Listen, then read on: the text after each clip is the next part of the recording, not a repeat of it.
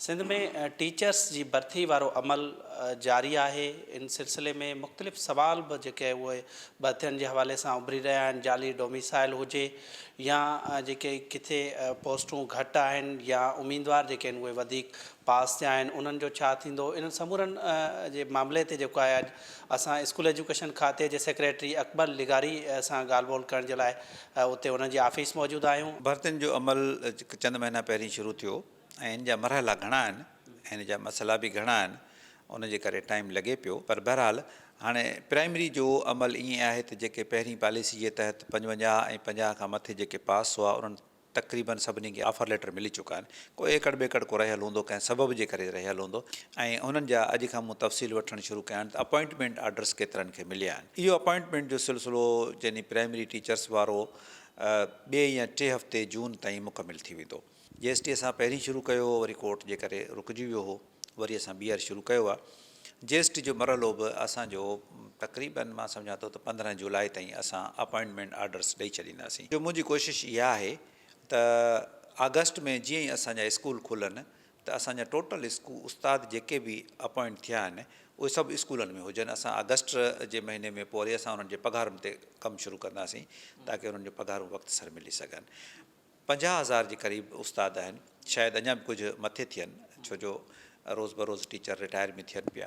पर in the first instance असां वटि 32 खां 33,000 प्राइमरी स्कूल टीचर्स ऐं 17 खां 18,000 जूनियर स्कूल टीचर्स अपॉइंट थियनि पिया। अहिड़ा ज़िला या तहलका आहिनि जिते उमेदवार घणा पास थिया आहिनि, सीटूं घटि आहिनि।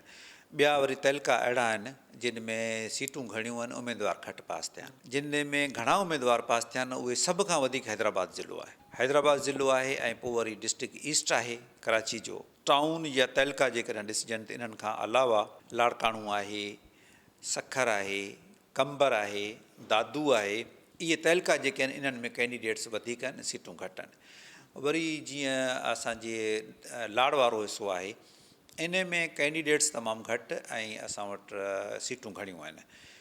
ठटे में, सिजावल में ऐं पंहिंजो शहीद फाज़िल राहू तहलके में उते ईअं थियो आहे। जेके कैंडिडेट्स वधीक आहिनि उहे 2 साल ताईं वेटिंग लिस्ट ते हूंदा। अॻे कॾहिं बि एतिरो डिघी वेटिंग लिस्ट न ठही आहे। असां इन करे ठाही आहे त 2 सालनि ताईं रिक्रूटमेंट कोन थींदी, तंहिंजे करे जेके रिटायर थींदा वञनि टीचर उन जॻह ते वेटिंग वारा ईंदा वञनि ताकी असां वटि इहो जेको टीचर्स जी खोट पैदा न थिए त ईंदड़ 2 खां 4 सालनि ताईं हाणे असां एतिरा माण्हू खणी वेंदासीं जो का खोट पैदा न थिए। डोमिसाइल वारे जो जेको इशू आहे, इन जा 2 टे इशू आहिनि, इन जा 2 टे ऑफशूट्स आहिनि। हिकिड़ो त जीअं तव्हां चयो जाली डोमिसाइल।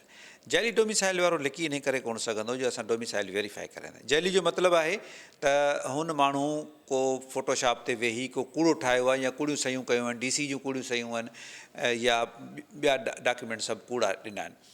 उहो अहिड़ो को मां नथो सम्झां अहिड़ो को माण्हू बेवकूफ़ हूंदो जेको कूड़ो डोमिसाइल ॾींदो ऐं उनखां पोइ असां हुनजी वेरीफाई कंदासीं त उहो पकड़िजी पवंदो।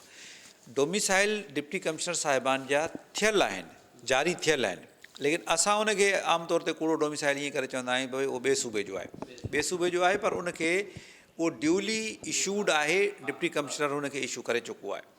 हा, उन में असां हिकिड़ी हिकमत अमली इहा कई आहे त असां कल्ह ई मूं हिकिड़ो वॉइस मैसेज छॾियो आहे सभिनी DOs जे लाइ। उन में इहो आहे त जंहिं कैंडिडेट खे जो शनाख्ती कार्ड जी का बि एड्रेस परमानेंट या टेम्पररी जेकॾहिं ॿाहिरें सूबे जी आहे त उनखे फुर्त रोकियो, छो जो उहो आहे ॿाहिरें सूबे जो, साबित थियो त ॿाहिरें सूबे जो आहे। नंबर 2 ॻाल्हि त हिकिड़ा कैंडिडेट जिन जो अॻे डोमिसाइल ॿाहिरि जो हो पर उहे उते सरेंडर करे आया, उन्हनि जो वरी नादरा जो सिस्टम आहे त उहो जेको कोड आहे उन सूबे जो कंटिन्यू रहंदो आहे, नंबर उहो कंटिन्यू रहंदो आहे। तंहिंजे करे उहो असांजो सिंध जो 4 आहे कोड, जेकॾहिं 4 वारो कोड वारो न आहे त उनखे बि असां रोके छॾियो आहे। माना हीअ माज़ी में ॿिए सूबे में हो, उनजो बि असां वेरीफाई कराईंदासीं त पोइ उनजो कीअं हिते डोमिसाइल ठहियो। समूरियुनि भर्तियुनि जा डोमिसाइल चेक कराईंदो तव्हां? फ़िलहालु त असां हिन नयुनि भर्तियुनि जा चेक कराईंदासीं। इहे 50,000 ई डोमिसाइल असां चेक कराईंदासीं। NTS टेस्ट पास जेके उम्मीदवार आहिनि उहे एहतिजाज कनि पिया। काल बि एहतिजाज थियो, उन ते पुलिस लठबाज़ी कई, तशदुद कयो, त इन NTS टेस्ट पास उम्मीदवारनि जो मुस्तक़बिल छा हूंदो? तव्हां को फ़ैसिलो कंदव या उन्हनि सां के ॻाल्हियूं कयूं आहिनि? असां हुननि सां ॻाल्हियूं कयूं आहिनि। ॾिसो, NTS जो रुगो प्राइमरी स्कूल टीचर्स जी ॻाल्हि असां कयूं त 82,000 माण्हू पास थिया हुआ, 60 मार्कूं हुयूं पासिंग मार्क्स त बि 82,000 माण्हू पास थिया हुआ। उन मां उन वक़्तु सीटूं सिर्फ़ु 10,000 हुयूं। 10,000 मां बाक़ी 72,000 माण्हू ज़ाहिर आहे उन्हनि खे कोन्ह थिया। पर उन्हनि जी को मार्कुनि जी उन्हनि ॾींहंनि में अलाए कहिड़ी होलसेल मार्केट हुई, अलाए छा हो, हर माण्हू जूं 70, 80, 85 मार्कूं आहिनि। हाणे जेके माण्हू असां वटि अचनि था या जेके ॿियनि फोरम्स ते वञी दाहूं बि कनि था, उहे चवनि था त मुंहिंजूं 70 मार्कूं आहिनि, मुंहिंजूं 60 मार्कूं आहिनि, मुंहिंजूं 65 मार्कूं आहिनि, पोइ बि मूंखे न ॾिनो वियो। हाणे तव्हां 40 वारे खे ॾियो पिया, उन वक़्त में तव्हां 60 वारे 70 वारे खे तव्हां नज़रअंदाज़ कयो पिया।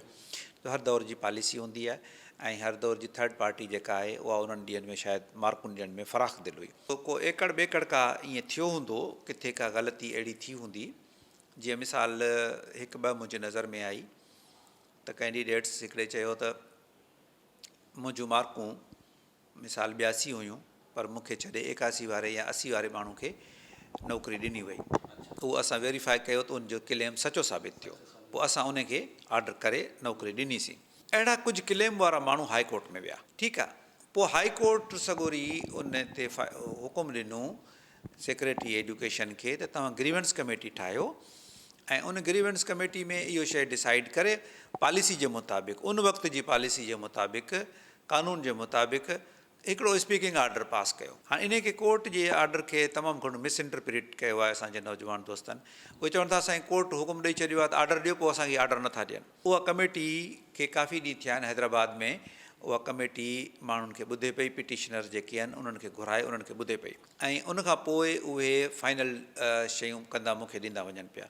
काल्ह मूं 2 पिटिशन्स ते स्पीकिंग ऑर्डर पास कयो आहे ऐं टिनी ते मूं कैंडिडेट्स जे क्लेम रद्द कया आहिनि। उहो असांजे सरकारी जेको पेज आहे एजुकेशन जो, उन ते मूं रखी छॾिया आहिनि। हिकिड़ो कैंडिडेट आहे जेको 24 नंबर ते आहे मेरिट में पंहिंजी यूसी में, ऐं उन यूसी में हुयूं 3 सीटूं, 1 ॿ 2 माण्हू खजी विया।